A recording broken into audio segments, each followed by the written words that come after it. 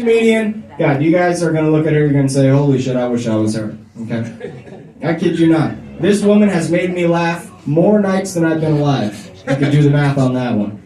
Can I please hear it for the one, the only, the pink, Francis? Yeah!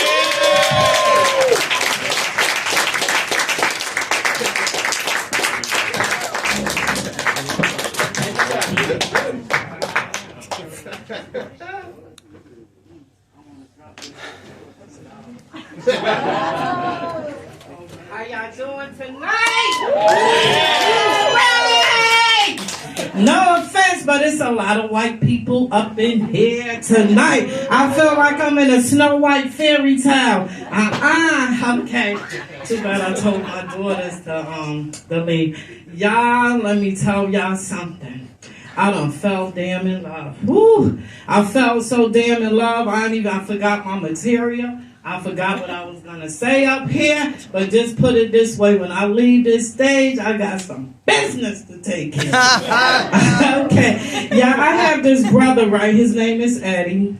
He been incarcerated nearly half his life, and he tells so many jokes, and I just get a huge kick out of his joke. So, he was like, Fran, say some jokes for me. So I'm going to share some of his jokes with you guys. And my favorite one is about a guy. He was looking for a brain.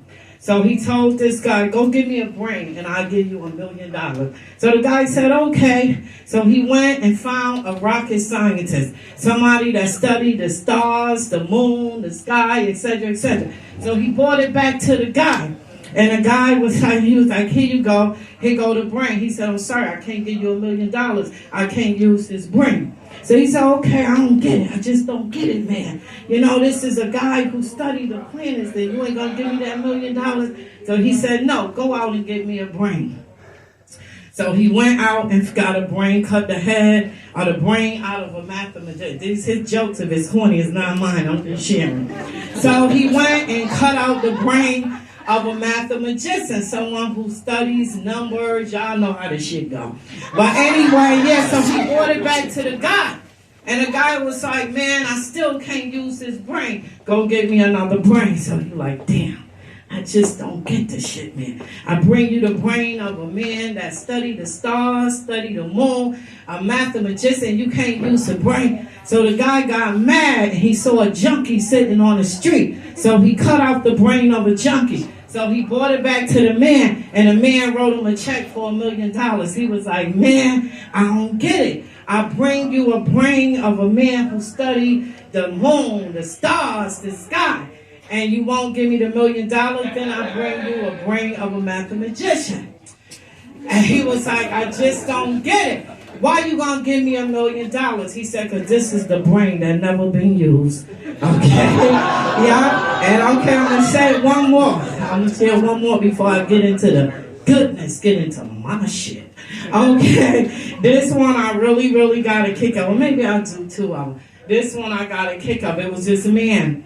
He got out of jail, he hit the lottery, and he moved in a real high-rise. Y'all looking at me like I'm crazy, but okay. He lived in a high-rise on the 87th floor. So he went downstairs. He had to walk down the stairs because the elevator wasn't working. So he bumped into a guy that he owed $1,000 to. So he was like, yeah, man, I heard you hit. Other guy said, man, I heard you hit the lottery. I need my money. He said, man, I'm sorry, I can't give it to you. He said, if you don't give me my money, we're going to fight right here and here. So the guy started walking all the way up the stairs. He got to the 60-something floor. He said, man, I'm sorry, I can't do this. He said, man, go get my money. So he started walking again. He got to the 82nd floor, the 86th floor. Remember, he lived on the 87th. He said, man, we just going to have to fight. He said, why? You only got one more flight to go. He said, yeah, but man, I left the keys downstairs. Yeah, one more. I really get a kick out of my brother's jokes, and of mine it is a terrible thing to waste. It was another one. It was three guys on a plane. One was black, one was Chinese, and one was white. So the pilot was like, this plane finna crash. We got too much weight on this plane. Somebody gotta jump. So he said, I tell you what I do is I'm gonna give y'all a test. what was the most tragic accident in, American history. So they said the white guy said the Titanic. He said, okay, good, you safe. You don't have to jump off the plane. So he looked at the Chinese guy and said, how many people was on the Titanic? He said $2,240. So the pilot didn't say nothing. The Chinese guy looked at the black guy and said, now name him. Y'all don't get it, do you? You don't get it, do you?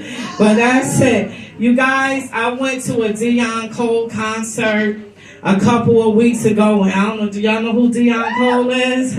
I went, he was in Newark. And when I tell you, no offense to my comedians, but goddamn, he looked like when he was little, he used to ride on a little yellow bus. I'm like, damn, Dion, he's standing up there doing his stand-up, big hands, diesel. Then he did a joke with his shoulders. I'm like, damn, he looked like a damn robot. But shit, I'm like, damn, that dude would really mess somebody up. I said, if he would go into a wrestling match like Wrestling Mania, he only need him by himself. I'm like, damn, what if he had Muhammad Ali, Holler Vanderfield, whatever his name is, Spinks, and there was another one, I forgot. But anyway, Mike Tyson. And I'm like, he will tear shit up. They'll be tagging hands like a motherfucker boy trying to get him off of him. I'm like, damn. But shit, he's so fine. I'm like, damn, I want some of that robotic love of his. He looked at like so much like a robot. Every time I went in the supermarket, y'all know how them robots be in the supermarkets just following you?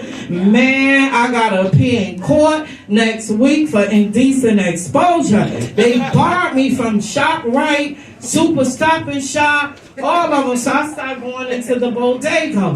Goddamn, one day I was going in there to get me a ham and cheese sandwich. Carmen was behind the counter. And when you go into the bodega, it's like 10 Spanish people just standing there. And I'm like, damn, I'm standing there. I feel something, look behind me, it's a damn robot. I said, God damn, I jumped off that robot. None of them could get me off that robot until Carmen came behind that deli stand with a slice of ham in her hand, and she started saying, Umbro, Swata, El, Eso, Amigo. I'm spitting in this microphone. I don't care. I'm like, what the hell was she saying? I went to work the next day, and then I saw Marisol. I'm like, and I told her the Spanish she was saying. She was like, get the hell off my man, because I was in a concert in San Francisco. Yeah, y'all ain't laughing at me tonight. But, I don't know what's going on with Da Brat and Julie's baby. Do y'all know who Da Brat and Julie is?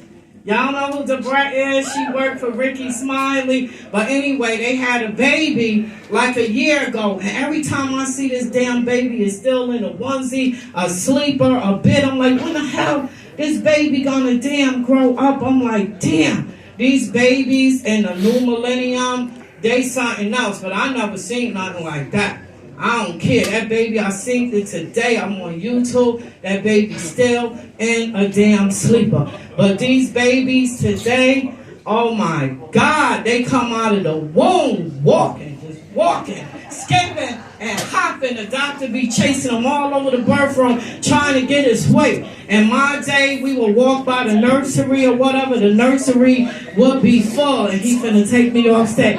It would be full. And I'm like, damn, the nurse would go into the room probably like shit to get the baby shot, and the mother be laying up in the bed saying, shit, I saw him downstairs to get me something to eat.